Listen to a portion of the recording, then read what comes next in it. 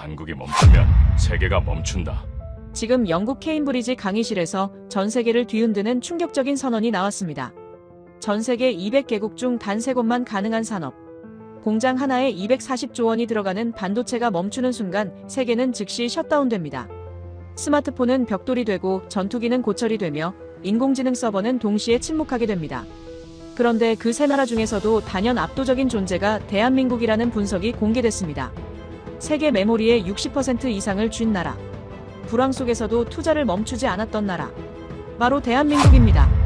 도대체 무엇이 이 나라를 세 강국 중에서도 가장 강하고 가장 집요하며 가장 무서운 반도체 강국으로 만들었을까요? 그 이야기 시작합니다. 어디서 듣고 계신가요?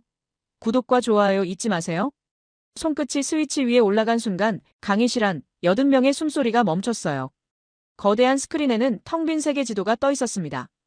200개 넘는 국가의 윤곽만 희미하게 그려진 아무런 빛도 없는 암흑의 지도였죠. 클릭 한 번이면 세계가 바뀝니다. 안녕하세요. 저는 리처드 해밀턴입니다. 케임브리지에서 40년간 국제정치경제학을 가르쳐온 교수였죠. 오늘은 제 강의 인생에서 가장 중요한 순간 중 하나가 될 것 같았습니다. 지난 3주간 준비해온 이 자료 하나를 위해서 말이죠. 스위치를 눌렀습니다. 세계지도 위에 세 개의 점이 황금빛으로 타오르기 시작했어요. 북미 대륙 서부 해안, 동아시아의 작은 섬, 그리고 한반도. 딱 세 곳입니다. 나머지 197개 국가는 여전히 암흑 속에 잠겨 있었죠. 강의실이 숨을 멈춘 듯 고요해졌습니다. 저는 천천히 교단을 가로질러 걸었습니다. 62년을 살아오면서 배운 게 있다면 침묵이야말로 가장 강력한 수사법이라는 것이었어요. 학생들의 눈빛이 혼란스러워지는 게 느껴졌습니다. 케임브리지에 입학한 수재들이었죠. 세계 각국에서 모인 자국의 우수성을 의심해 본 적 없는 젊은이들이었습니다. 여러분, 200개가 넘는 국가가 보이시나요? 저는 스크린을 가리키며 물었습니다. 하지만 제가 지금 전원을 끄면 어떻게 될까요? 다시 스위치에 손을 올렸습니다. 클릭 소리가 강의실에 울려 퍼졌어요. 지도 위에 세 점만 빛나고 있었습니다. 미국, 대만, 대한민국. 오직 이 세 나라만이 황금빛을 유지한 채 어둠 속에서 빛나고 있었죠. 석유가 없어도 차는 굴러갑니다. 제 목소리가 강의실 구석구석까지 퍼져나갔습니다. 밀이 없어도 빵은 만들 수 있어요. 철광석이 없어도 대체제가 있습니다. 하지만 이 세 나라가 멈추는 순간 인류의 21세기는 오늘부로 셧다운됩니다. 앞줄에 앉은 미국 학생 에단의 표정에 미묘한 미소가 번졌습니다. 당연하다는 듯한 얼굴이었죠. 실리콘밸리 벤처캐피털 집안 출신인 그에게 미국의 기술 패권은 공기처럼 자연스러운 것이었을 겁니다. 그 옆에 앉은 대만 학생 리는 노트북 화면에 뭔가를 타이핑하고 있었어요. TSMC의 파운드리 점유율 데이터를 확인하는 중이겠죠. 일본에서 온 사토는 팔짱을 낀 채 창밖을 바라보고 있었습니다. 1980년대 일본 반도체 황금기를 기억하는 세대의 자손이었어요. 저는 스크린 옆으로 걸어가 태극기가 빛나는 지점을 손으로 가리켰습니다. 그 중에서도 대한민국. 70년 전 이곳은 잿더미였습니다. 새로운 슬라이드가 나타났어요. 1953년 서울의 흑백 사진이었습니다. 폐허가 된 건물들, 천막 속에서 끼니를 해결하는 사람들, 맨발로 거리를 걷는 아이들. 강의실 여기저기서 작은 한숨 소리가 들렸죠. 유엔이 지정한 희망 없는 나라 1위였습니다. 제가 말을 이었습니다. 1인당 국민소득 67달러. 아프리카 최빈국보다 낮았어요. 기술도 없었고 자본도 없었으며 시장도 없었습니다. 당시 유엔 보고서는 이렇게 적었죠. 이 나라가 재건될 가능성은 없다고. 다음 슬라이드로 넘어갔습니다. 1983년 반도체 연구소 설립 현장 사진이었어요. 좁은 공간에 빽빽이 들어선 연구원들, 낡은 장비들, 그리고 벽에 붙은 태극기 하나. 그런 나라가 공장 하나 240조 원짜리 산업에 나라의 명운을 걸었습니다. 에단이 고개를 갸웃거렸습니다. 240조라는 숫자가 비현실적으로 느껴지는 모양이었죠. 리는 여전히 노트북 화면을 응시하고 있었고 사토는 팔짱을 더 단단히 끼었습니다. 저는 교탁으로 돌아와 학생들을 천천히 둘러봤습니다. 이 순간이 중요했어요. 40년간 산업 패권을 연구하면서 배운 가장 중요한 교훈 하나. 역사는 유리한 자가 아니라 절박한 자가 만든다는 것이었습니다. 제 목소리가 한층 낮아졌습니다. 왜 한국은 이토록 처절하게 강한 걸까요? 강의실이 다시 정적에 휩싸였어요. 누군가 펜을 떨어뜨리는 소리가 유난히 크게 들렸습니다. 저는 스크린을 향해 몸을 돌렸죠. 세 개의 황금빛 점이 여전히 어둠 속에서 빛나고 있었습니다. 오늘 우리가 함께 찾아갈 이야기입니다. 저는 학생들을 다시 바라봤습니다. 가장 불리했던 나라가 어떻게 세계 경제의 심장이 되었는지, 무에서 유를 창조한다는 게 얼마나 지독한 과정인지, 그리고 왜 어떤 국가는 위기 앞에서 도망치고 어떤 국가는 정면으로 돌진하는지 말이에요. 손을 들어 불을 켰습니다. 강의실이 환해졌죠. 학생들의 얼굴이 선명하게 보였습니다. 궁금증과 회의, 자부심과 불안이 뒤섞인 표정들이었어요. 좋습니다. 바로 이런 감정의 충돌이 배움의 시작이었으니까요. 다음 시간까지 각자 생각해 보시길 바랍니다. 저는 가방을 들며 말했습니다. 여러분 나라가 만약 잿더미에서 시작해야 한다면 어떤 산업에 목숨을 걸겠습니까? 그리고 그 선택을 끝까지 밀고 나갈 배짱이 있습니까? 에단이 노트에 뭔가를 적기 시작했습니다. 리는 노트북을 덮었어요. 사토는 여전히 팔짱을 끼고 있었지만 시선만큼은 칠판 위 태극기를 향해 있었습니다. 저는 강단을 내려오면서 속으로 미소 지었습니다. 씨앗은 뿌려졌어요. 이제 이 씨앗이 어떻게 자라나는지 지켜보면 되는 겁니다. 학생들이 강의실을 빠져나가는 동안 저는 스크린을 바라봤습니다. 세 개의 황금빛 점이 여전히 빛나고 있었죠. 다음 주에는 그 점들이 어떻게 켜졌는지, 그 뒤에 어떤 이야기가 숨어 있는지 하나씩 풀어낼 차례였습니다. 복도로 나서자 창밖으로 케임브리지의 오후 햇살이 쏟아져 들어왔어요. 가방 속 자료를 정리하며 걸었습니다. 다음 강의가 기다리고 있었죠. 일주일이 지났습니다. 지난 강의에서 뿌려둔 씨앗이 어떻게 자랐는지 확인할 시간이었어요. 강의실 분위기는 지난주와 사뭇 달랐습니다. 학생들 사이에서 웅성거림이 들렸고 몇몇은 노트북에 자료를 미리 준비해둔 모양이었죠. 특히 에다는 화면 가득 반도체 역사연표를 띄워놓고 있었습니다.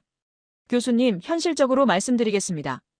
에단이 자리에서 일어나 말했어요. 반도체는 미국이 발명했습니다. 1947년 벨 연구소의 트랜지스터부터 시작해서 집적회로, 마이크로 프로세서까지 전부 미국 기술 아닙니까? 한국은 그걸 제조만 한 거 아닌가요? 강의실이 술렁였습니다. 몇몇 학생들이 고개를 끄덕이는 게 보였어요. 에단의 논리는 명확했습니다. 발명이 곧 패권이라는 믿음이었죠. 그의 집안이 실리콘밸리에서 벤처캐피털을 운영한다는 걸 생각하면 당연한 시각이었어요. 저는 천천히 고개를 끄덕였습니다. 맞습니다. 미국은 발명했습니다. 에단의 얼굴에 만족스러운 표정이 번졌어요. 하지만 저는 말을 멈추지 않았습니다. 그런데 제조를 떠났습니다. 클릭 소리와 함께 새로운 슬라이드가 나타났어요. 2020년 팬데믹 시절 디트로이트 자동차 공장 사진이었습니다.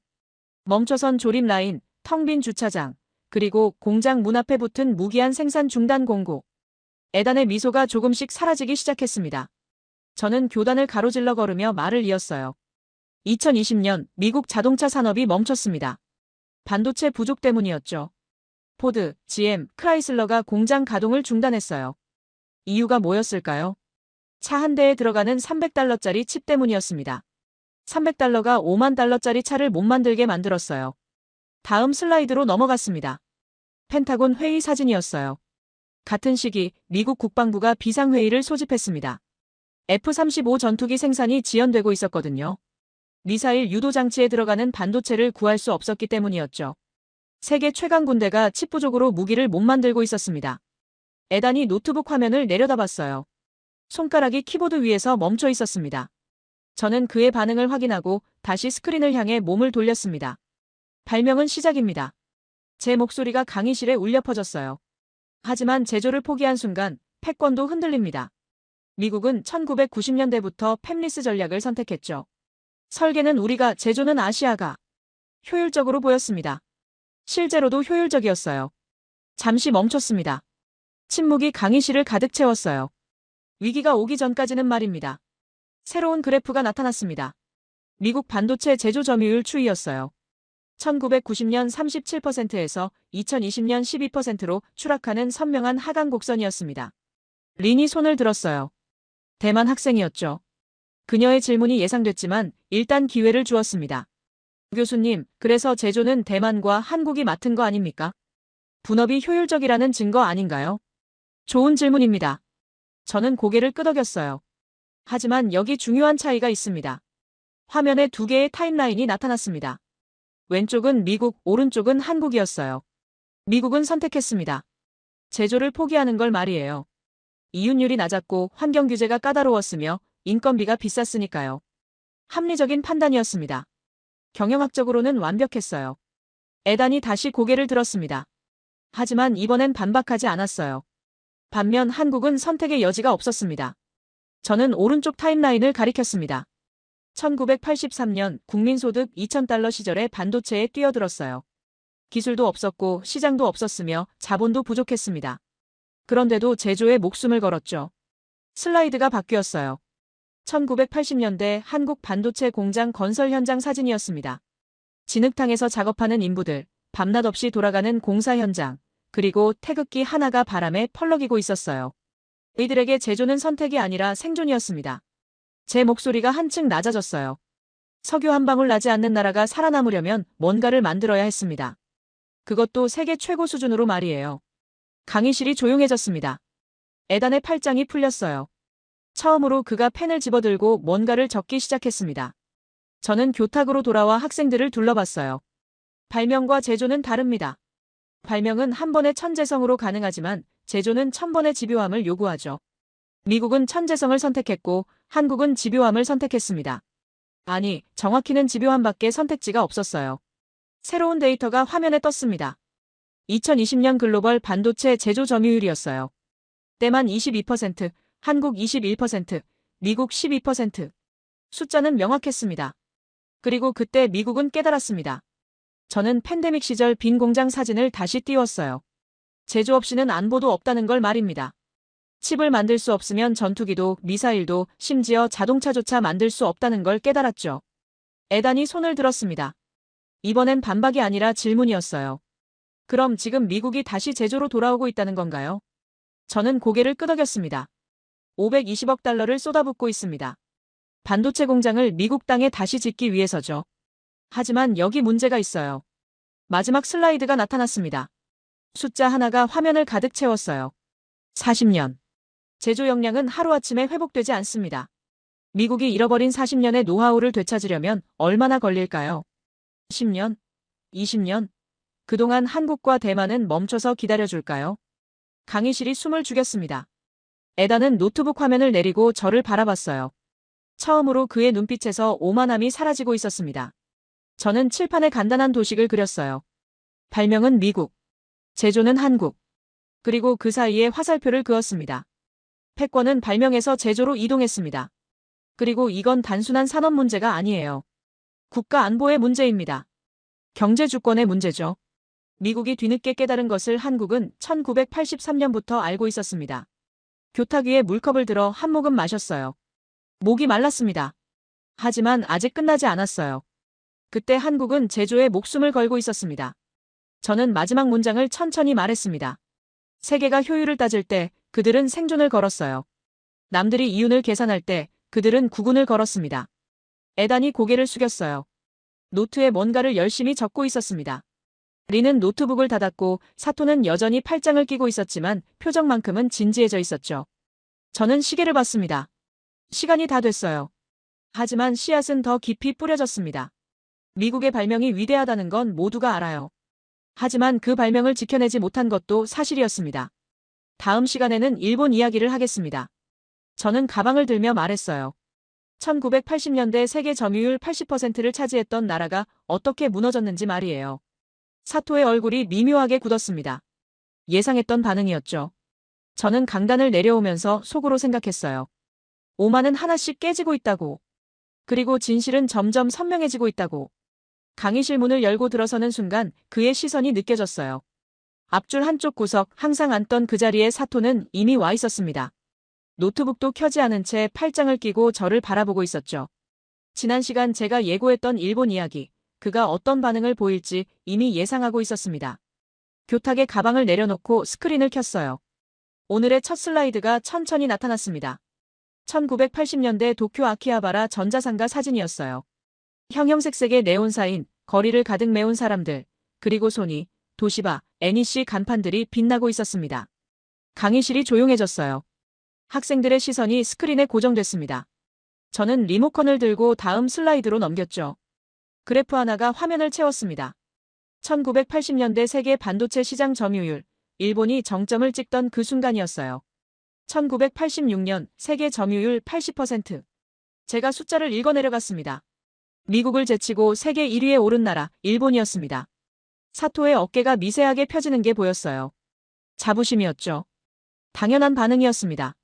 그의 할아버지 세대가 이룬 영광이었으니까요. 저는 잠시 말을 멈추고 강의실을 둘러봤습니다. 에다는 진지한 표정으로 노트에 뭔가를 적고 있었고, 리는 노트북 화면을 응시하고 있었어요. 모두가 집중하고 있었습니다. 그때였습니다. 사토의 손이 조용히 올라갔어요. 저는 고개를 끄덕이며 그에게 발언 기회를 주었습니다. 예상했던 순간이었죠. 교수님. 사토가 자리에서 일어나 말했습니다. 1980년대 세계 반도체 산업을 일본이 지배한 건 사실입니다. 그의 목소리는 침착했어요. 한국이 그때 무엇을 하고 있었는지 아십니까? 일본 기업에서 기술을 배워가던 입장이었습니다. 강의실에 긴장감이 감돌았어요. 몇몇 학생들이 고개를 들어 사토를 바라봤습니다. 사토는 말을 이었어요. 삼성도 LG도 처음에는 일본 기술자들을 초빙해서 배웠습니다. 반도체 장비도 일본산을 썼고 핵심 부품도 일본에서 수입했죠. 결국 한국은 일본이 닦아놓은 길을 따라간 겁니다. 미소가 그의 입가에 살짝 번졌어요. 은근한 우월감이 묻어나는 표정이었습니다. 저는 천천히 고개를 끄덕였습니다. 맞습니다. 한국은 배웠습니다. 사토의 미소가 조금 더 확실해졌어요. 하지만 일본은 멈췄습니다. 제가 덧붙였습니다. 사토의 표정이 굳었어요. 강의실 분위기가 순간적으로 변했습니다. 저는 리모컨을 눌러 새로운 슬라이드를 띄웠어요. 1986년 반도체 가격 폭락 그래프였습니다. 256K D램 가격이 수직으로 떨어지는 선명한 곡선이었죠. 1986년 반도체 가격이 폭락했습니다. 제 목소리가 강의실에 울려 퍼졌어요. 256K D램 한 개 가격이 $30에서 $2로 떨어졌습니다. 93% 하락이었죠. 다음 슬라이드로 넘어갔습니다. 도쿄 본사 회의실 사진이었어요. 정장을 입은 임원들이 심각한 표정으로 앉아 있었습니다. 일본 기업들이 회의를 소집했습니다. 저는 화면을 가리키며 말했어요. NEC, 도시바, 히타치 모두 같은 결론을 내렸죠. 투자 중단. 가격이 이렇게 낮으면 수익이 안 난다고 판단했습니다. 사토가 손을 들었어요.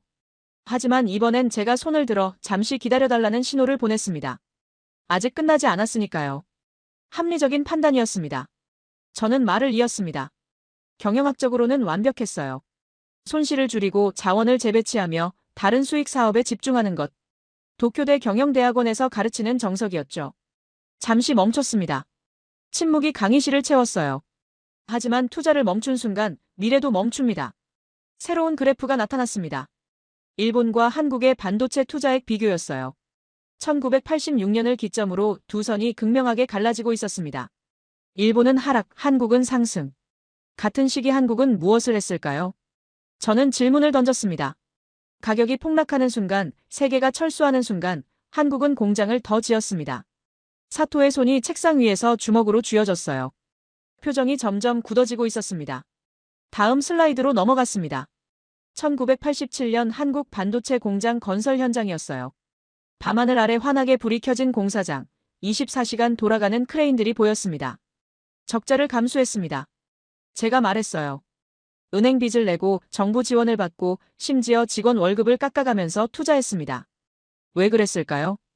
강의실이 숨을 죽였어요. 에단이 펜을 멈췄고 린이 고개를 들었습니다. 미래를 샀기 때문입니다. 저는 천천히 말했습니다. 일본은 현재의 손익을 계산했고 한국은 미래의 점유율을 계산했어요. 일본은 경영진에게 보고했고 한국은 국가에 보고했습니다. 사토가 입을 열었어요. 하지만 목소리가 나오지 않았습니다. 뭔가 말하려다가 다시 입을 다물었죠. 저는 마지막 슬라이드를 띄웠습니다. 1992년 세계 반도체 시장 점유율 그래프였어요. 숫자 하나가 화면을 가득 채웠습니다. 1992년. 일본을 제치고 메모리 반도체 세계 1위에 오른 나라가 있었습니다. 잠시 멈췄어요. 강의실 전체가 숨을 죽이고 있었습니다. 대한민국이었습니다. 사토의 얼굴이 창백해졌어요. 팔짱이 풀렸고 손이 책상 위로 떨어졌습니다. 6년 만의 역전이었습니다. 저는 말을 이었어요. 1986년 80%를 자랑하던 일본이 30%로 떨어지고 10%도 안 되던 한국이 1위로 올라섰죠. 역사상 가장 극적인 추월이었습니다. 교탁으로 돌아와 물을 한 모금 마셨어요. 강의실은 여전히 조용했습니다. 사토 씨. 제가 그를 불렀습니다. 한국이 일본에게서 배운 건 맞습니다. 기술도 배웠고 공정도 배웠으며 시스템도 배웠어요. 하지만 한 가지 배우지 않은 게 있었습니다. 사토가 고개를 들어 저를 바라봤어요. 포기하는 법은 배우지 않았습니다. 그의 눈빛이 흔들렸습니다. 저는 칠판에 간단한 도식을 그렸어요. 일본, 합리적 철수. 한국, 비합리적 투자. 그리고 그 결과를 화살표로 연결했습니다. 일본은 옳았습니다. 저는 분필을 내려놓으며 말했어요. 단기적으로는 말이죠. 손실을 줄이고 자원을 아꼈으니까요. 하지만 산업에는 단기만 있는 게 아닙니다. 10년, 20년을 보는 눈이 필요해요. 다시 스크린을 향해 몸을 돌렸습니다. 1992년 그래프가 여전히 떠 있었어요. 한국은 10년을 봤습니다. 아니, 어쩌면 생존을 봤는지도 모르죠. 반도체가 아니면 다른 길이 없다고 판단한 나라였으니까요. 강의실 뒤쪽에서 누군가 한숨 쉬는 소리가 들렸습니다. 사토는 고개를 숙이고 있었어요. 노트에 뭔가를 적는 척했지만 펜은 움직이지 않았습니다. 저는 시계를 봤어요. 시간이 다 됐습니다. 다음 시간에는 대만 이야기를 하겠습니다. 저는 가방을 챙기며 말했어요. TSMC가 어떻게 파운드리 70%를 차지했는지, 그리고 그게 정말 끝난 게임인지 말이죠. 린의 눈빛이 반짝였습니다. 자신감이 넘치는 표정이었어요. 예상했던 반응이었습니다. 학생들이 하나둘 강의실을 빠져나갔어요. 사토는 한참 동안 자리에 앉아 있었습니다. 노트북을 닫지도 않은 채 멍하니 스크린을 바라보고 있었죠. 1992년 그 숫자가 아직 거기 떠 있었습니다. 저는 강단을 내려오면서 생각했어요. 오만은 또 하나 깨졌다고. 하지만 아직 끝이 아니었습니다. 대만의 자부심이 남아 있었으니까요. 강의실 문을 열자 린의 노트북 화면이 가장 먼저 눈에 들어왔습니다. TSMC 로고가 크게 떠 있었고 옆에는 각종 통계 자료들이 정리되어 있었어요. 지난 시간 제가 예고한 대만 이야기, 그녀는 이 순간을 기다려왔던 거예요. 자신감이 그녀의 표정 전체에서 빛나고 있었습니다. 교탁에 가방을 내려놓고 스크린을 켰습니다. 오늘의 첫 슬라이드가 천천히 나타났어요. 신주과학단지의 항공 사진이었습니다. 거대한 반도체 공장들이 빼곡히 들어선 모습, 그 중심에 TSMC 본사가 우뚝 서 있었죠. 강의실이 조용해졌습니다. 학생들의 시선이 일제히 스크린으로 향했어요. 저는 리모컨을 들고 화면을 바꿨습니다. 파운드리 시장 점유율 그래프가 나타났어요. TSMC의 점유율이 압도적으로 높았습니다. 파운드리 시장, 세계 점유율 70%. 제가 숫자를 읽었습니다. TSMC, 대만적 최전로 제조공사. 세계에서 가장 강력한 반도체 파운드리 기업이죠. 린의 어깨가 펴졌어요. 자부심이 역력했습니다. 당연한 반응이었죠. 대만 사람에게 TSMC는 단순한 기업이 아니라 국가의 자존심이었으니까요. 그때 린의 손이 올라갔습니다. 저는 예상했다는 듯 고개를 끄덕이며 그녀에게 발언권을 주었어요. 교수님. 린이 자리에서 일어나 단호하게 말했습니다. 파운드리 70%면 게임은 끝난 겁니다. 그녀의 목소리는 확신에 차 있었어요. 애플, 엔비디아, AMD, 퀄컴 모두 TSMC 없이는 칩을 만들 수 없습니다. 세계는 이미 대만 중심으로 돌아가고 있어요. 강의실에서 웅성거림이 일었습니다. 몇몇 학생들이 고개를 끄덕이는 게 보였어요. 린의 논리는 명확했습니다. 파운드리가 곧 미래라는 확신이었죠. 린은 계속 말했습니다. 한국은 메모리에 집중했지만 진짜 미래는 로직칩입니다. AI, 자율주행, 메타버스 전부 로직칩이 필요해요. 그리고 그 로직칩을 만드는 곳은 TSMC입니다. 데이터로 압도하려는 그녀의 전략이 선명했어요. 실제로 그녀가 말한 내용은 사실이었습니다. 저는 천천히 고개를 끄덕였습니다. 맞습니다. TSMC는 위대합니다. 린의 얼굴에 만족스러운 미소가 번졌어요. 하지만 저는 거기서 멈추지 않았습니다. 그런데 질문 하나 드리겠습니다. 린의 미소가 살짝 굳었어요. 로직칩이 작동하려면 무엇이 필요할까요? 제가 물었습니다. 린이 잠시 멈칫했습니다. 그녀의 눈빛이 흔들렸어요. 저는 리모컨을 눌러 새로운 슬라이드를 띄웠습니다. 반도체 구조도가 나타났어요. 프로세서 옆에 메모리가 연결된 그림이었습니다. 메모리입니다. 제 목소리가 강의실에 울려 퍼졌어요. 아무리 강력한 로직칩이 있어도 메모리 없이는 한 줄의 코드도 실행할 수 없습니다. 다음 슬라이드로 넘어갔습니다. 세계 메모리 시장 점유율 그래프였어요. 숫자 하나가 화면을 가득 채웠습니다. 디램 시장 점유율, 대한민국 70% 이상. 저는 천천히 읽어내려갔습니다. 낸드 플래시 메모리, 대한민국 60% 이상. 삼성전자와 SK하이닉스 두 회사가 세계 메모리 시장을 지배하고 있습니다. 린의 손이 노트북 키보드 위에서 멈췄어요. 표정이 점점 굳어지고 있었습니다. 저는 교단을 천천히 가로지르며 말을 이었습니다. 대만이 방패라면 한국은 심장입니다. 강의실이 숨을 죽였어요. 에단이 펜을 멈췄고 사토가 고개를 들었습니다. 칠판 앞으로 걸어가 분필을 집었어요. 간단한 도식을 그렸습니다. 한쪽에는 프로세서, 다른 쪽에는 메모리. 그리고 둘을 연결하는 선을 그었습니다. 여러분, 컴퓨터를 생각해보세요. 저는 학생들을 둘러보며 말했습니다. 아무리 빠른 CPU가 있어도 램이 없으면 부팅조차 안 됩니다. 스마트폰도 마찬가지예요. AI 서버도 자율주행차도 데이터 센터도 전부 메모리가 있어야 작동합니다. 린이 입술을 깨물었어요. 반박하고 싶었지만 할 말이 없는 표정이었습니다. 새로운 슬라이드를 띄웠습니다. 2021년 글로벌 반도체 대란 뉴스 기사들이었어요. 자동차 공장 가동 중단, 게임기 품귀 현상, 스마트폰 출시 연기. 2021년 반도체 대란을 기억하시나요? 제가 물었습니다. 무엇 때문에 대란이 일어났죠? TSMC가 멈춰서가 아닙니다. 메모리가 부족해서였어요. 다음 화면으로 넘어갔습니다. 삼성전자 화성 공장 사진이었어요. 밤하늘 아래 환하게 불을 밝힌 거대한 공장이었습니다. 디램 한 장 없으면 서버가 멈춥니다. 저는 말을 이었어요. 낸드 플래시 없으면 저장이 안 돼요. 클라우드도 AI도 빅데이터도 전부 메모리 위에서 돌아갑니다. 린의 눈빛이 흔들렸습니다. 노트북 화면을 내려다보고 있었지만 손가락은 움직이지 않았어요. 저는 칠판으로 돌아가 또 다른 그림을 그렸습니다. 인체 도식이었어요. 뇌와 심장을 표시했습니다. 대만은 뇌입니다. 제가 설명했습니다. 복잡한 연산을 처리하고 고도의 설계를 실현하며 최첨단 공정을 이끌어가죠. 위대합니다. 잠시 멈췄어요. 강의실 전체가 제 다음 말을 기다리고 있었습니다. 그러나 한국은 심장입니다. 제 목소리가 낮아졌어요. 심장이 멈추는 순간 아무리 뛰어난 뇌라도 작동하지 않습니다. 린의 손이 완전히 멈췄어요. 키보드에서 떨어져 무릎 위로 내려갔습니다.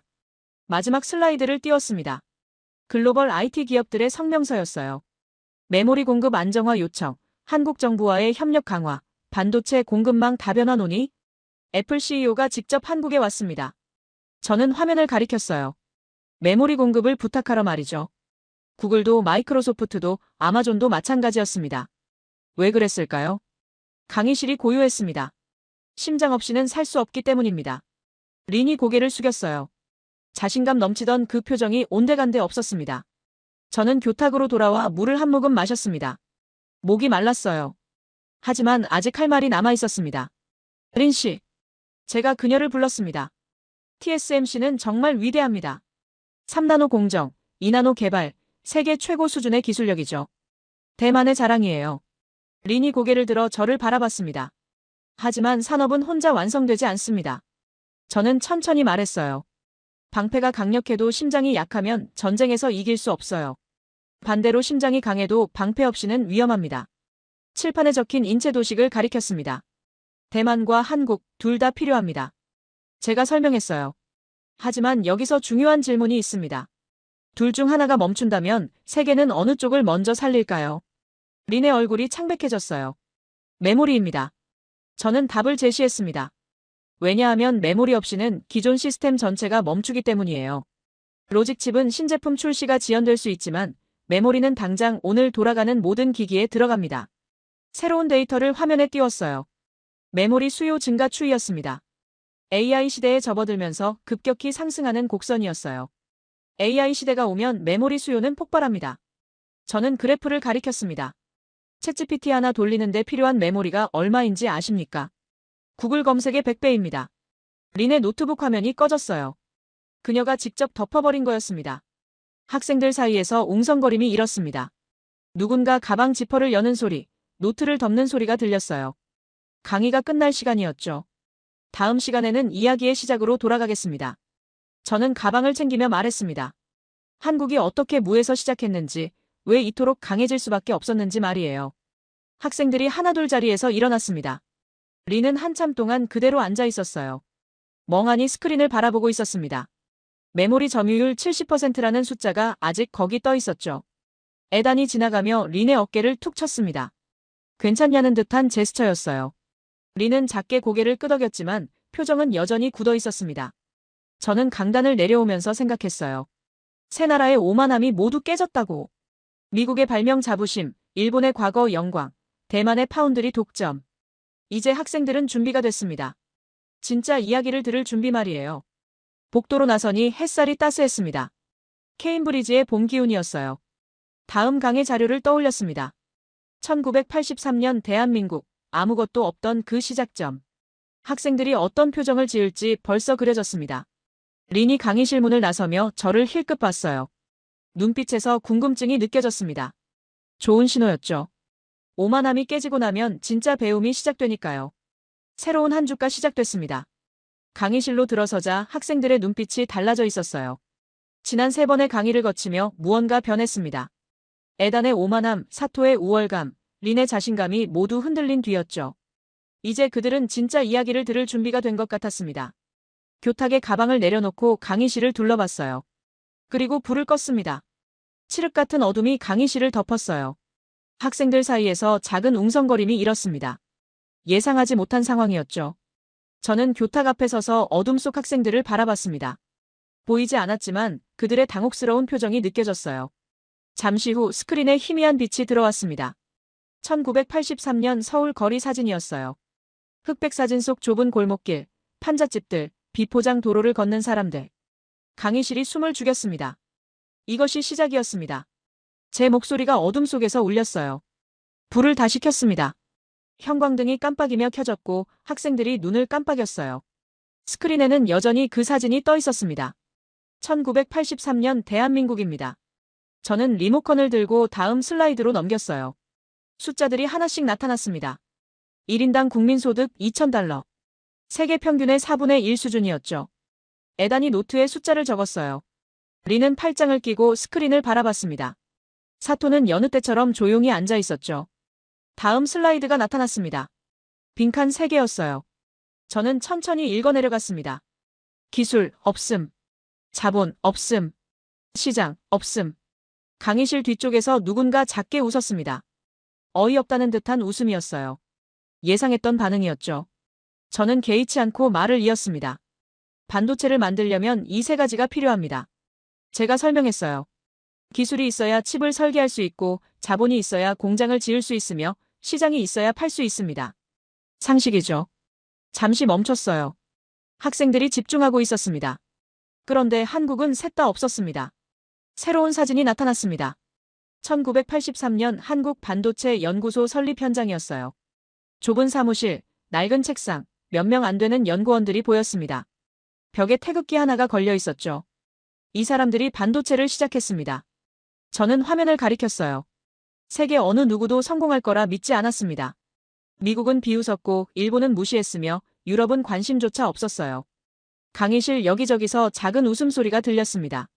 학생들도 똑같은 반응을 보이고 있었죠. 당연했습니다.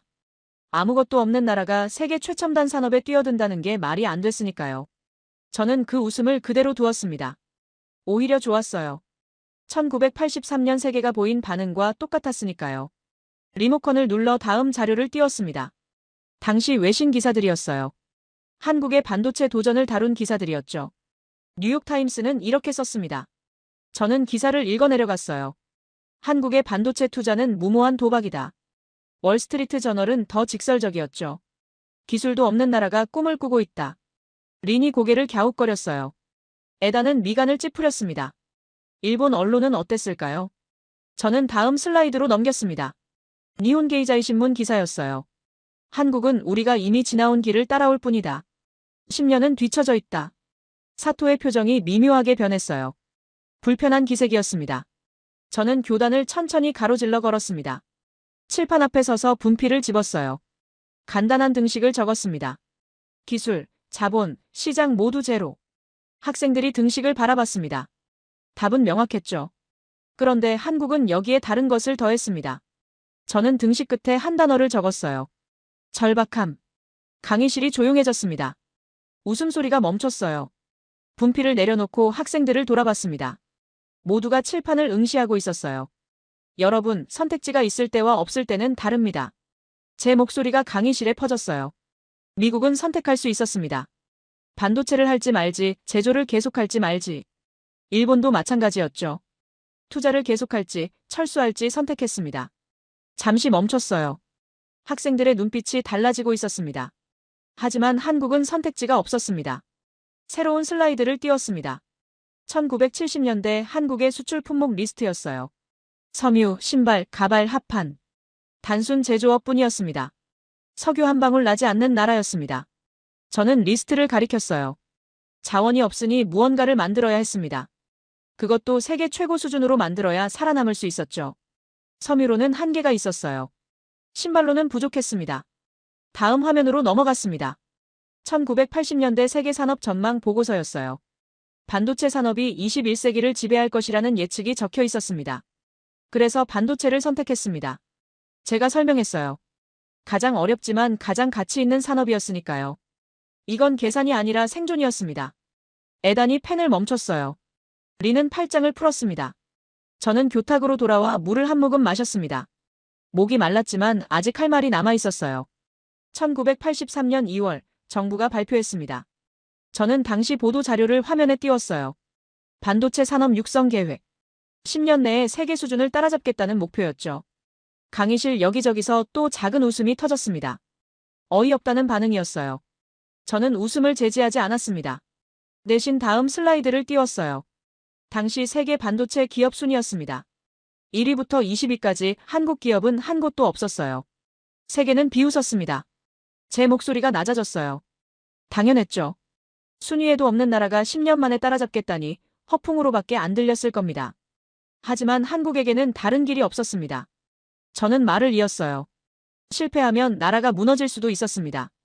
그래도 해야 했어요. 안 하면 영원히 가난한 나라로 남을 테니까요. 새로운 사진이 나타났습니다. 1983년 삼성 반도체 공장 기공식이었어요. 아무것도 없는 땅에 말뚝을 박는 모습이었습니다. 이 땅에서 시작했습니다. 제가 화면을 가리켰어요. 공장 설계도도 없었고 장비 구매 계약도 안 되어 있었으며 기술자도 부족했습니다. 그냥 시작했어요. 일단 땅부터 파고 보자는 심정이었죠. 강의실이 완전히 조용해졌습니다. 웃음이 사라졌어요. 저는 칠판으로 돌아가 아까 적었던 등식을 다시 가리켰습니다. 도전이란 단어를 적었어요. 학생들이 숨을 죽이고 있었습니다. 가장 가난했던 나라가 가장 위험한 산업에 뛰어들었습니다. 제 목소리가 강의실에 울렸어요. 성공 확률? 아무도 몰랐습니다. 전망? 어두웠습니다. 그래도 뛰어들었어요. 마지막 슬라이드를 띄웠습니다. 1983년 신문 일면 기사였어요. 반도체 굴기, 한국의 도전이라는 제목이 크게 박혀 있었습니다. 비웃음을 먹고 시작한 나라였습니다. 저는 천천히 말했어요. 세계가 불가능하다고 했던 도전이었죠. 하지만 이들에게는 선택이 아니라 필수였습니다. 에단이 고개를 끄덕였어요. 리는 노트북 화면을 응시하고 있었습니다. 사토는 여전히 고개를 숙이고 있었지만 손은 노트 위에서 뭔가를 적고 있었어요. 강의실 분위기가 완전히 바뀌었습니다. 처음에 웃음은 온데간데 없었어요. 대신 무거운 침묵이 자리 잡았습니다. 1983년 그 사진 속 좁은 연구소, 낡은 책상, 그리고 태극기. 40년 전 아무도 믿지 않았던 그 시작점이었어요. 무에서 시작한 이야기는 이제 기적으로 이어질 차례였습니다. 교탁 위에 낡은 여권 사진을 올려놓았습니다. 1983년 발행된 대한민국 여권이었어요. 표지가 낡아서 구겨져 있었고 안에는 미국 비자 스탬프가 찍혀 있었습니다. 학생들이 호기심 어린 눈빛으로 사진을 바라봤어요. 무슨 물건인지는 알았지만 왜 강의에서 이걸 보여주는지 의아해하는 표정이었죠. 이 여권 주인은 엔지니어였습니다. 제가 설명을 시작했어요. 1983년 가을 한국에서 미국으로 파견된 12명 중 한 명이었죠. 임무는 단순했습니다. 반도체 기술을 배워오는 것. 스크린에 흑백 사진이 떴습니다. 샌프란시스코 공항 입국장에서 찍은 사진이었어요. 30대 초반으로 보이는 남자들이 낡은 가방을 들고 서 있었습니다. 표정은 긴장되어 있었지만 눈빛만큼은 강렬했어요. 미국 반도체 회사와 기술 제휴 계약을 맺었습니다. 저는 말을 이었어요. 비용을 지불하고 기술을 배우기로 한 거죠. 12명의 엔지니어가 파견됐습니다. 기간은 6개월이었어요. 에단이 고개를 끄덕였습니다. 기술 이전 계약이라면 흔한 사례였으니까요. 린도 별 관심 없다는 표정이었어요. 하지만 저는 다음 슬라이드를 준비하고 있었습니다. 클릭 소리와 함께 화면이 바뀌었어요.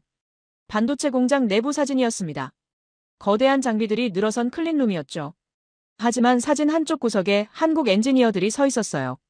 장비 가까이 가지 못하고 멀찌감치 서서 바라만 보고 있었습니다. 문제가 생겼습니다. 제 목소리가 낮아졌어요. 미국 측이 핵심 공정을 공개하지 않았습니다. 강의실이 술렁였습니다. 사토가 미간을 찌푸렸고 린이 노트북에서 손을 뗐어요. 계약서에는 기술 이전이라고 적혀 있었습니다. 저는 설명을 이었어요. 하지만 실제로는 달랐죠. 미국 기술자들이 핵심 공정을 진행할 때는 한국 엔지니어들을 밖으로 내보냈습니다. 보안상 이유라고 했어요. 다음 사진이 나타났습니다. 호텔 복도에 앉아있는 엔지니어들이었어요. 클린룸 밖에서 대기하는 모습이었습니다. 하루 8시간 중에 실제로 배울 수 있는 시간은 2시간도 안 됐습니다. 제가 말했어요. 나머지 시간은 복도에서 기다리거나 호텔로 돌아가야 했죠. 6개월 계약이었지만 이런 식으로는 아무것도 배울 수 없었습니다. 에단의 표정이 굳었어요. 기술 이전이 아니라 기만이었다는 걸 알아챈 모양이었습니다. 저는 교탁에서 물을 한 모금 마셨습니다. 그리고 다음 이야기를 준비했어요. 이제부터가 진짜였으니까요. 그래서 그들은 다른 방법을 찾았습니다. 새로운 슬라이드가 나타났습니다. 호텔방 사진이었어요. 좁은 방 안에 책상이 하나 있고 그 위에 공책과 펜이 놓여 있었습니다. 벽에는 손으로 그린 도면들이 빼곡히 붙어 있었죠. 밤마다 호텔방에 모였습니다. 제 목소리가 강의실에 울렸어요. 낮에 본 장비들을 기억해서 스케치했습니다. 배관 위치, 밸브 개수, 계기판 숫자까지 전부 기억해서 종이에 옮겼어요.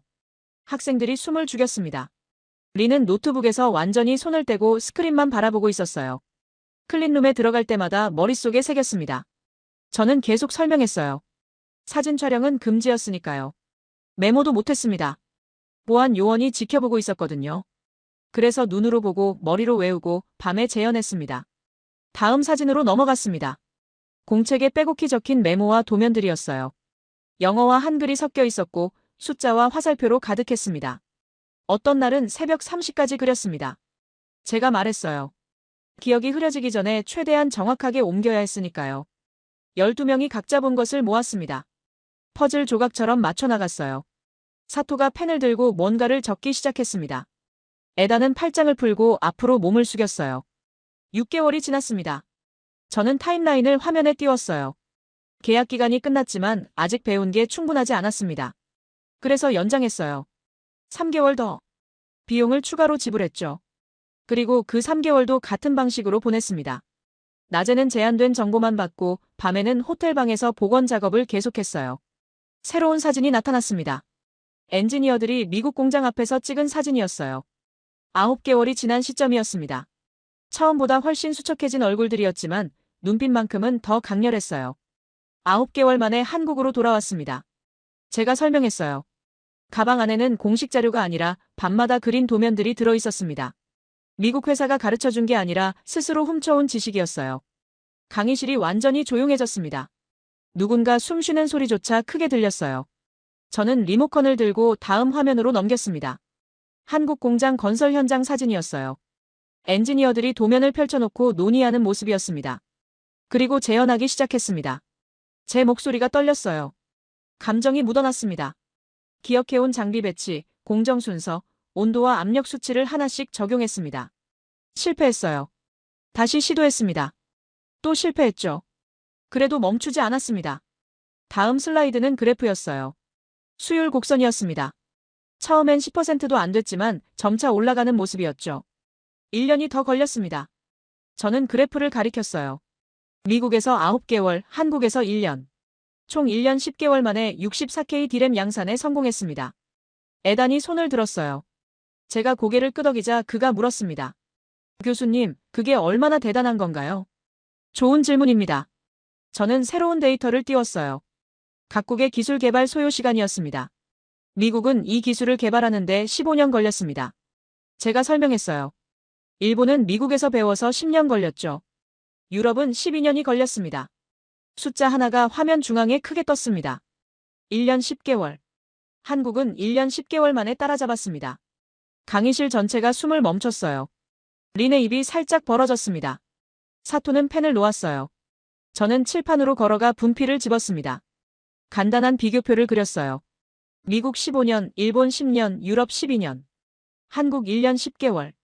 이건 기술 이전이 아니었습니다. 제 목소리가 강의실에 퍼졌어요. 정식 교육도 아니었습니다. 이건 지독한 학습이었어요. 분필을 내려놓고 학생들을 돌아봤습니다.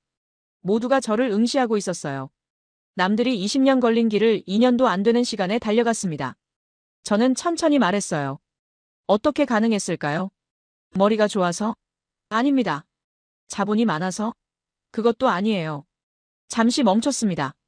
침묵이 강의실을 채웠어요. 절박했기 때문입니다. 마지막 슬라이드를 띄웠습니다. 1985년 첫 양산 제품 출하식 사진이었어요. 엔지니어들이 작은 칩을 들고 환하게 웃고 있었습니다. 1년 10개월의 여정이 끝난 순간이었죠. 저희들에게 실패는 선택지가 아니었습니다. 제가 말했어요. 실패하면 나라가 무너질 수도 있었습니다. 그래서 밤을 새웠고 기억을 짜냈으며 실패를 반복했어요. 포기하지 않았습니다. 에단이 고개를 숙이고 노트에 뭔가를 적었습니다. 리는 눈을 감았다가 천천히 떴어요. 사토는 팔짱을 풀고 책상에 손을 올려놓았습니다. 교실 뒤쪽에서 누군가 한숨을 쉬는 소리가 들렸어요. 감탄의 한숨이었습니다. 저는 여권 사진을 다시 집어들었습니다. 이 여권 주인은 지금 어디 있을까요? 제가 물었어요. 은퇴했습니다. 하지만 그가 배워온 기술은 지금도 한국 반도체 산업의 기반이 되고 있어요. 학생들 사이에서 작은 박수 소리가 터졌습니다. 자발적인 박수였어요. 에단이 시작했고 린이 따라했으며 사토도 조용히 손뼉을 쳤습니다. 박수가 잦아들고 강의실이 다시 조용해졌습니다. 저는 여권 사진을 가방에 넣으며 말했어요. 다음 시간에는 진짜 전쟁 이야기를 하겠습니다. 1980년대 후반 반도체 가격이 폭락했을 때의 이야기죠. 세계가 도망칠 때 한국이 무엇을 했는지 말입니다. 학생들이 천천히 자리를 정리하기 시작했어요. 하지만 서두르는 사람은 없었습니다. 오늘 들은 이야기가 아직 머릿속에 남아있는 듯 했죠. 1년 10개월의 기적 다음에는 10년의 인내가 기다리고 있었습니다. 칠판에 숫자 하나를 크게 적었습니다. $30. 학생들이 강의실로 들어오면서 칠판을 봤어요. 궁금한 표정들이었습니다. 무슨 숫자인지 모르겠다는 얼굴이었죠. 모두가 자리에 앉을 때까지 저는 아무 말도 하지 않았습니다. 침묵 속에서 긴장감이 쌓여갔어요. 마지막 학생이 자리에 앉았습니다. 저는 분필을 다시 집어들고 $30 옆에 화살표를 그었어요. 그리고 새로운 숫자를 적었습니다. $1. 1986년입니다. 제가 입을 열었어요. 256K 디램 가격이 이렇게 움직였습니다. 에단이 눈을 크게 떴어요. 리는 즉시 노트북을 열어 뭔가를 검색하기 시작했습니다. 사토는 팔짱을 끼고 칠판을 응시했죠.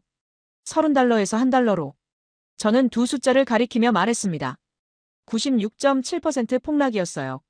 석 달 만에 일어난 일이었습니다. 스크린을 켰습니다. 가격 폭락 그래프가 나타났어요. 거의 수직으로 떨어지는 붉은 선이었습니다.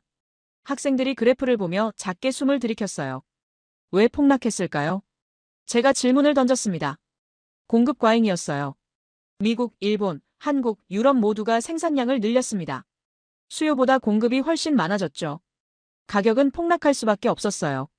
다음 슬라이드로 넘어갔습니다. 세계 주요 반도체 기업 CEO들의 긴급회의 사진이었어요. 미국 실리콘밸리, 일본 도쿄, 유럽 각지에서 찍힌 사진들이었습니다. 전 세계 반도체 기업이 똑같은 결정을 내렸습니다. 저는 사진들을 가리켰어요.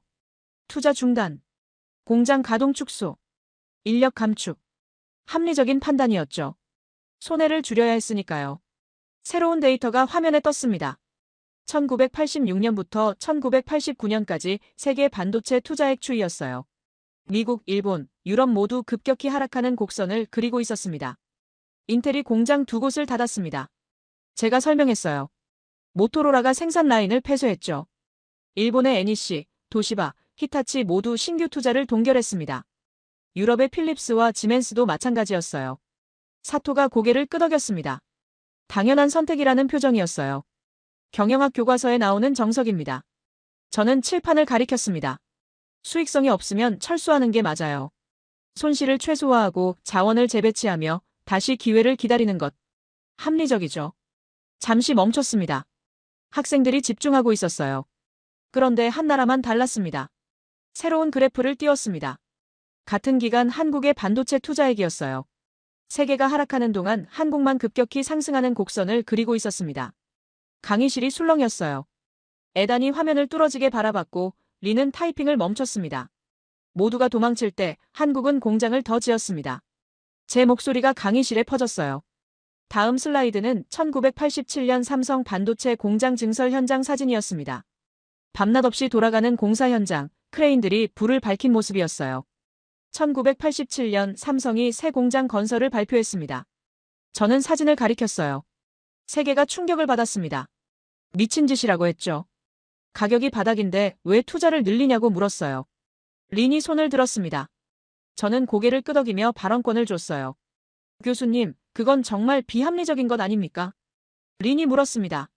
손해를 감수하면서까지 투자한다는 게 경영학적으로 말이 안 됩니다. 좋은 지적입니다. 저는 인정했어요. 경영학적으로는 틀렸습니다. 린이 만족스러운 표정을 지었어요.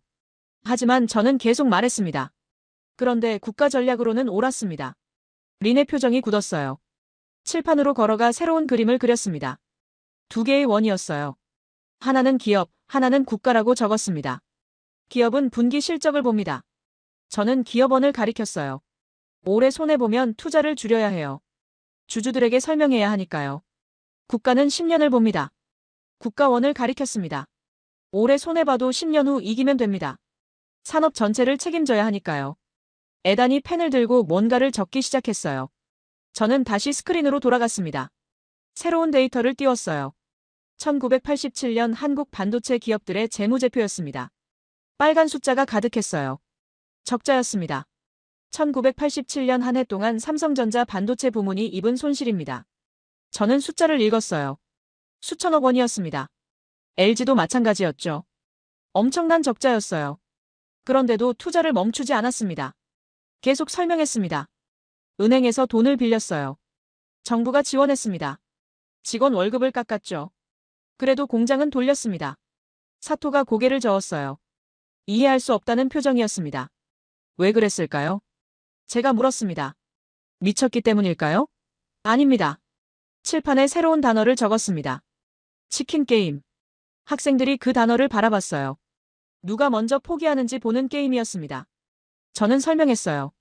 한국은 알고 있었습니다. 세계가 철수하면 시장이 비어요. 그 자리를 차지하는 자가 다음 패권을 잡는다는 걸 말이죠. 다음 슬라이드를 띄웠습니다.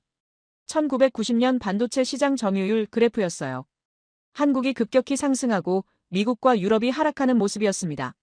3년을 버텼습니다. 제가 말했어요. 1986년부터 1989년까지 적자를 보면서 투자를 계속했습니다. 세계는 기다렸죠. 한국이 언제 무너질지 말이에요. 강의실이 고요했습니다. 숨소리조차 들리지 않았어요. 그런데 무너진 건 한국이 아니었습니다. 새로운 슬라이드가 나타났습니다. 1990년 시장 가격 회복 그래프였어요. $1였던 가격이 다시 올라가기 시작했습니다.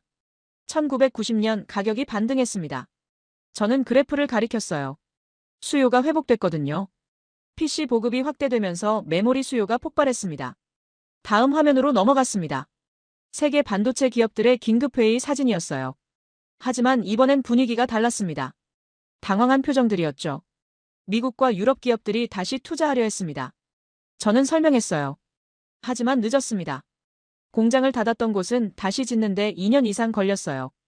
인력을 해고했던 곳은 기술자를 구할 수 없었습니다. 그리고 그 빈자리를 누가 채웠을까요?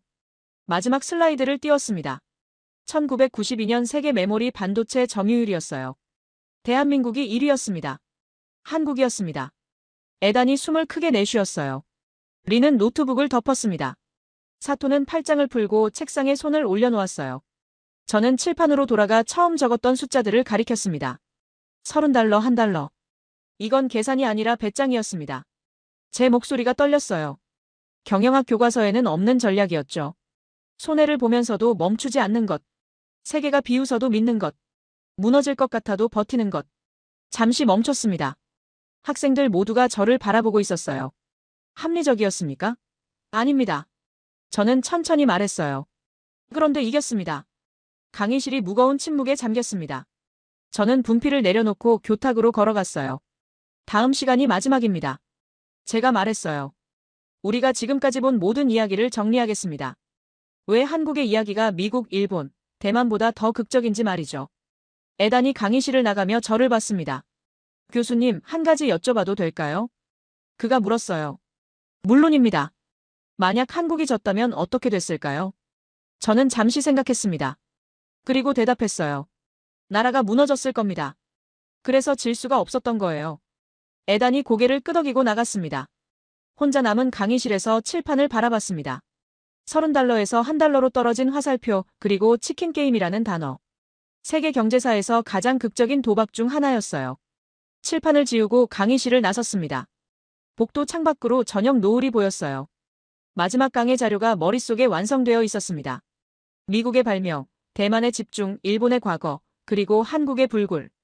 학생들이 어떤 표정으로 듣게 될지 상상이 됐습니다. 8주간의 여정이 내일 끝납니다. 하지만 학생들의 머릿속에는 영원히 남을 이야기였어요. 복도를 걸으며 생각했습니다. 진실은 결국 스스로를 증명한다고. 그리고 한국의 이야기는 그 완벽한 증거라고. 마지막 강의실은 특별히 조용했습니다.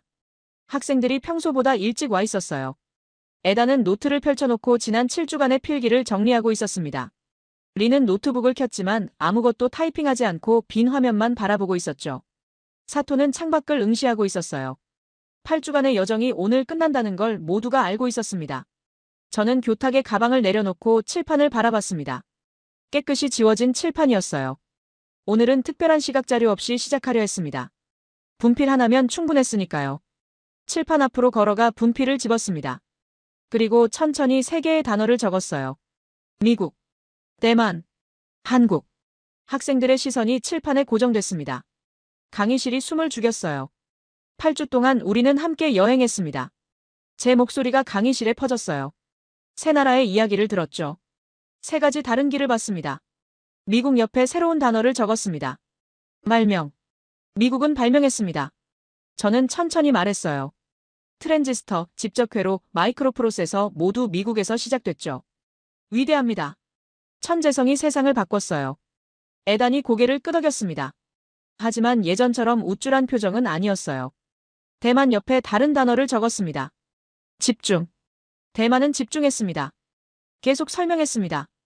파운드리 하나에 모든 것을 걸었어요. TSMC는 세계 최고 수준입니다. 3나노, 2나노 공정을 선도하고 있죠. 전략이 명확했습니다. 린이 노트북 화면을 내려다봤어요. 표정이 복잡했습니다. 한국 옆에 마지막 단어를 적었습니다.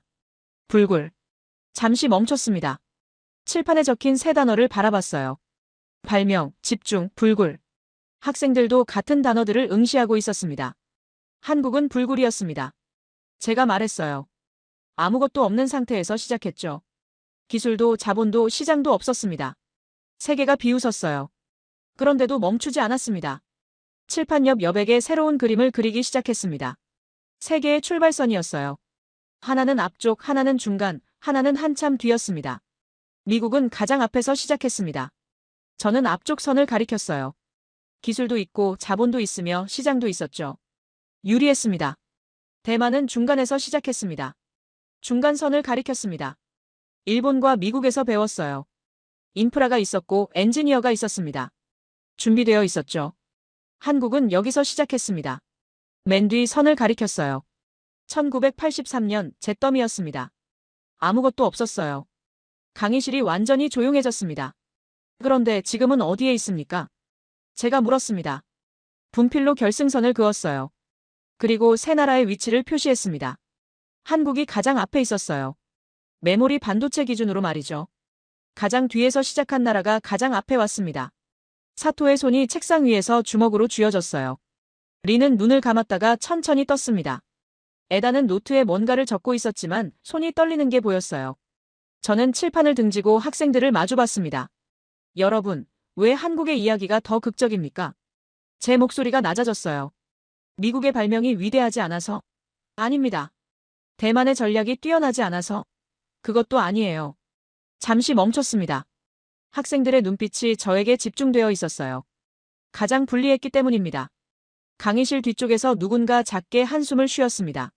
선택지가 있는 자와 없는 자는 다릅니다. 저는 말을 이었어요. 미국은 제조를 포기할 수 있었습니다. 효율이 낮으니까요. 일본은 투자를 중단할 수 있었습니다. 수익이 안 나니까요. 대만은 메모리를 포기하고 파운드리에 집중할 수 있었어요. 전략적 선택이었죠. 칠판에 한국이라는 글자를 가리켰습니다. 하지만 한국은 선택지가 없었습니다. 반도체가 아니면 다른 길이 없었어요. 실패하면 나라가 무너질 수도 있었습니다. 그래서 포기할 수 없었죠. 교탁으로 걸어가 물을 한 모금 마셨습니다. 목이 말랐지만 아직 할 말이 남아 있었어요. 절박함이 불가능을 가능으로 만들었습니다. 저는 다시 학생들을 바라봤어요. 1년 10개월 만에 20년 기술을 따라잡은 것. 세계가 도망칠 때 홀로 투자한 것. 적자를 감수하며 공장을 돌린 것. 이 모든 게 절박함에서 나왔습니다. 에단이 손을 들었어요. 저는 고개를 끄덕였습니다. 교수님. 에단이 일어서서 말했어요. 그럼 결국 한국이 가장 강한 이유는 가장 약했기 때문이라는 말씀입니까? 정확합니다. 제가 대답했어요. 역설이죠. 하지만 역사는 종종 역설로 쓰입니다. 에단이 천천히 앉았어요. 펜을 들고 노트에 뭔가를 적었습니다. 저는 다시 칠판으로 돌아갔습니다. 새로운 문장을 적었어요. 석유 한 방울 없는 나라가 세계 경제의 심장이 되었습니다. 기적입니까? 제가 물었어요. 아니면 필연입니까? 아무도 대답하지 않았습니다. 대답할 필요가 없었어요. 8주간의 강의가 이미 답을 보여줬으니까요. 분필을 내려놓고 학생들을 천천히 둘러봤습니다. 에단의 팔짱이 풀려 있었어요. 처음 강의 때 그랬던 오만한 자세는 온데간데 없었습니다. 대신 진지하게 노트를 보고 있었죠. 리는 고개를 숙이고 있었습니다. 노트북 화면이 꺼져 있었어요. 손은 무릎 위에 가지런히 놓여 있었습니다. 사토는 말을 잃은 듯 했어요. 입술을 꼭 다문 채 칠판만 바라보고 있었습니다. 1980년대 일본의 영광이 떠올랐을까요? 아니면 그 영광을 지키지 못한 아쉬움이었을까요? 저는 마지막 질문을 꺼냈습니다. 여러분. 제 목소리가 강의실 구석구석까지 퍼졌어요. 기적은 우연입니까? 아니면 집념입니까? 침묵이 흘렀습니다. 긴 침묵이었어요. 누구도 쉽게 대답하지 못했습니다. 그때 뒤쪽에서 조용한 목소리가 들렸습니다. 처음 듣는 학생이었어요. 집념입니다. 그 학생이 말했어요. 8주 동안 들은 이야기가 모두 집념이었습니다. 고개를 끄덕였습니다. 다른 학생들도 하나둘 고개를 끄덕이기 시작했어요. 집념입니다. 제가 되풀이했어요. 호텔방에서 밤새 장비를 스케치한 것. 적자를 보면서도 공장을 돌린 것. 세계가 비웃어도 포기하지 않은 것. 모두 집념이었습니다. 칠판에 적힌 세 단어를 다시 가리켰어요. 발명, 집중, 불굴. 발명은 천재 한 명이 할 수 있습니다. 저는 설명했어요. 집중은 전략으로 가능합니다. 하지만 불굴은 온 국민이 함께해야 가능해요. 마지막 문장을 칠판에 적었습니다. 가장 유리했던 나라가 아니라 가장 불리했던 나라가 여기까지 왔습니다. 분필을 내려놓았습니다. 8주간의 강의가 이 한 문장에 담겨 있었어요. 교탁으로 돌아와 가방을 챙기기 시작했습니다. 학생들도 천천히 짐을 정리하기 시작했어요. 하지만 아무도 서두르지 않았습니다. 마지막 순간을 붙들고 싶어 하는 것 같았죠. 에단이 일어나 제게 다가왔습니다. 교수님, 감사합니다. 그가 말했어요. 제 생각이 많이 바뀌었습니다. 저도 감사합니다. 제가 대답했어요.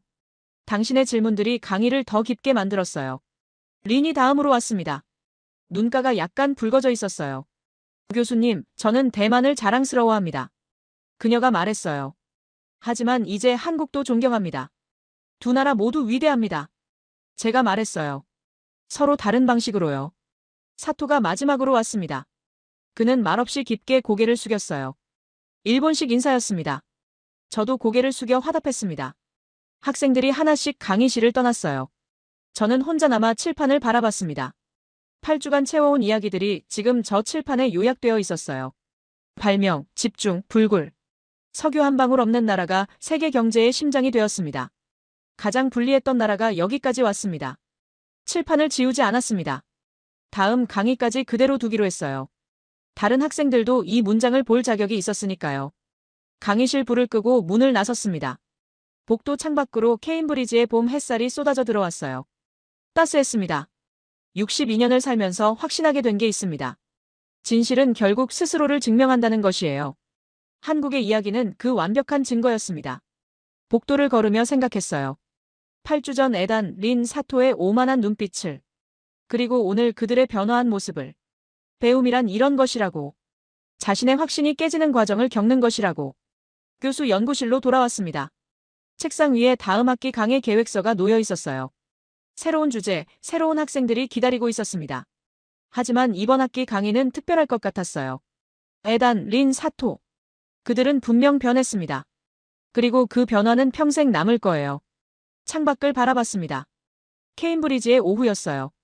어디선가 학생들이 토론하는 소리가 들렸습니다. 배움이 계속되고 있었죠. 책상 서랍을 열어 낡은 여권 사진을 꺼냈습니다. 1983년 미국으로 떠났던 엔지니어의 여권.